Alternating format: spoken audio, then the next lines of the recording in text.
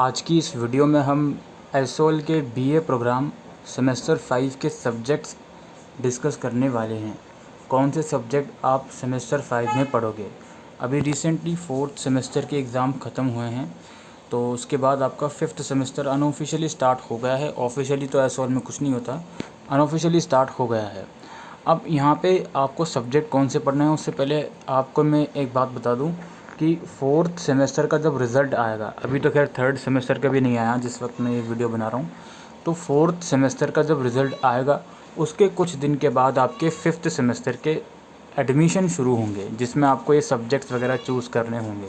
और ये 5th semester के एग्ज़ाम एक्सपेक्टेड हैं आपके नवंबर के लास्ट वीक या दिसंबर में आपके शुरू होंगे। अब बात आती है कि एडमिशन होंगे कब, तो एक्सपेक्टेड है कि यार रिज़ल्ट जब आएगा उसके बाद ही, तो अक्टूबर के अराउंड आप बोल सकते हो एडमिशन शुरू हो सकते हैं। अब हम यहाँ पे सब्जेक्ट समझ लेते हैं। पहली कैटेगरी है हमारी डिसिप्लिन स्पेसिफिक इलेक्टिव। ये 9 सब्जेक्ट आपको दिख रहे हैं, इनमें से कोई 2 सब्जेक्ट आप पढ़ोगे। अब वो 2 सब्जेक्ट वही होंगे जो आप शुरू से पढ़ते हुए आ रहे हो। आपके पास जो मेन सब्जेक्ट बीए प्रोग्राम में है, जो 2 सब्जेक्ट आप हर एक सेमेस्टर में पढ़ रहे हो, वही सब्जेक्ट आप इस सेमेस्टर में डिसिप्लिन स्पेसिफिक इलेक्टिव की कैटेगरी में पढ़ोगे। जैसे फॉर एग्जांपल अगर आपके पास पॉलिटिकल साइंस था तो आप एडमिनिस्ट्रेशन एंड पब्लिक पॉलिसी पढ़ोगे, कॉन्सेप्ट एंड थ्योरीज। या फिर अगर आपके पास एजुकेशन था तो आप एजुकेशन इन प्लूरल सोसाइटी पढ़ोगे। या फिर आपके पास हिस्ट्री था तो आप history issues in 20th century world history 1 पढ़ोगे। या फिर आपके पास इकोनॉमिक्स था तो आप economics development and policy in India 1 पढ़ोगे। तो ये जो डिसिप्लिन स्पेसिफिक इलेक्टिव की कैटेगरी है, इनमें से आपको वही 2 सब्जेक्ट पढ़ने हैं जो आप फ्रॉम द डे 1 यानी कि फर्स्ट सेमेस्टर से पढ़ते हुए आ रहे हो। वही 2 मेन सब्जेक्ट आपके रहेंगे। इसके बाद बारी आती है तीसरे सब्जेक्ट की।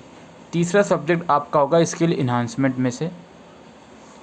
इनमें से कोई एक सब्जेक्ट आपको लेना है। इकोनॉमिक्स के अंदर आपका रिसर्च मेथडोलॉजी, एजुकेशन के अंदर making the work place inclusive, history के अंदर पॉपुलर कल्चर, पॉलिटिकल साइंस में your laws your rights, Sanskrit में इंटरेस्ट है तो बेसिक एलिमेंट्स ऑफ आयुर्वेदा।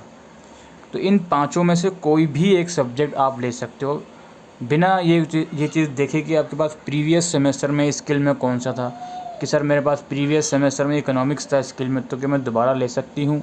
बिल्कुल ले सकते हो। या फिर ऐसा कुछ नहीं है, प्रीवियस सेमेस्टर से रिलेट नहीं करना है इसको, आपको जो मर्ज़ी है वो ले सकते हो आप स्किल इन्हांसमेंट में।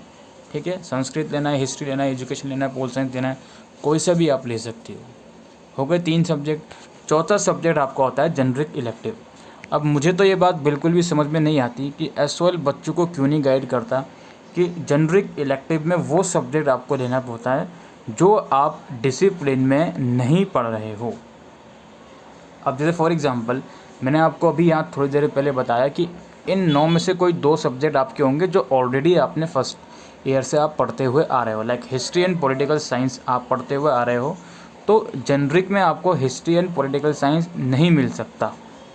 ठीक है, तो कुल मिलाकर बात यह है कि जेनरिक इलेक्टिव में आपको वो सब्जेक्ट लेना है जो आपके पास डिसिप्लिन की कैटेगरी में नहीं है। ठीक है, जैसे फॉर एग्जांपल अगर आपके पास डिसिप्लिन के अंदर इकोनॉमिक्स और एजुकेशन है तो आप जेनरिक के अंदर इकोनॉमिक्स नहीं ले सकते। एजुकेशन का तो ऑप्शन नहीं है फ़िलहाल, तो आप जेनरिक के अंदर इकोनॉमिक्स नहीं ले सकते। वहीं अगर आपके पास डिसिप्लिन के अंदर हिस्ट्री और पॉलिटिकल साइंस है तो आप जेनरिक के अंदर हिस्ट्री भी नहीं ले सकते और ना ही पॉलिटिकल साइंस ले सकते हो। अब जब फॉर्म निकलेंगे तो बच्चे बोलेंगे सर यहाँ तो ऑप्शन आ रहा है हिस्ट्री भी लेने का।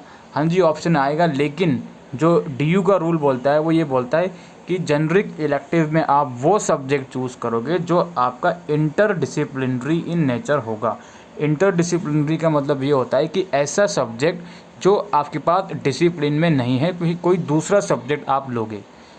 इनमें जो सब्जेक्ट आपके पास 2 ऑलरेडी हैं डिसिप्लिन के, वो सब्जेक्ट आप जेनरिक इलेक्टिव में नहीं ले सकते। और मुझे नहीं पता कि ये बात मैंने अभी पिछले 1-2 मिनट में कितनी बार ये बात बोल दी है। ठीक है, तो आप डिसाइड कर लीजिए आपको कौन सा सब्जेक्ट लेना है इसमें से। बस ये याद रखना कि आप डिसिप्लिन वाला नहीं ले सकते हो। ठीक है, बाकी नीचे सिलेबस वगैरह है, सिलेबस वगैरह आप जाके देख सकते हो। पर स्टडी मटेरियल की बात हो रही है तो हम यहाँ पर पेज पर आ गए हैं, स्टडी मटेरियल वाले पेज पर। स्टडी मटेरियल यूजी पे हम क्लिक करेंगे, बीए प्रोग्राम है, सेमेस्टर 5 पर हम जाएंगे तो यहाँ पे मोस्टली हर एक सब्जेक्ट का स्टडी मटेरियल आपको देखने को मिल जाएगा। ऑल्दो स्टडी मटेरियल उतना वर्थ नहीं होता, फिर भी आप थोड़ा बहुत पढ़कर देखिए कि आपको क्या चीज़ें समझ में आ रही हैं क्या नहीं। ठीक है, आपके पास अभी बहुत टाइम है। जून के अंदर ही मैंने आपको ये वीडियो प्रोवाइड कर दी सब्जेक्ट वाली, सिलेबस वाली, तो अभी आपके पास काफ़ी टाइम है। जुलाई, अगस्त, सितंबर, अक्टूबर, नवंबर, ठीक है, 5 महीने हैं, तो आराम से आपकी इसकी प्रिपरेशन हो जाएगी। बस प्लीज़ इस चीज़ का इंतज़ार मत करना कि हमारा रिज़ल्ट आएगा फिर एडमिशन होंगे उसके बाद हम पढ़ाई शुरू करेंगे।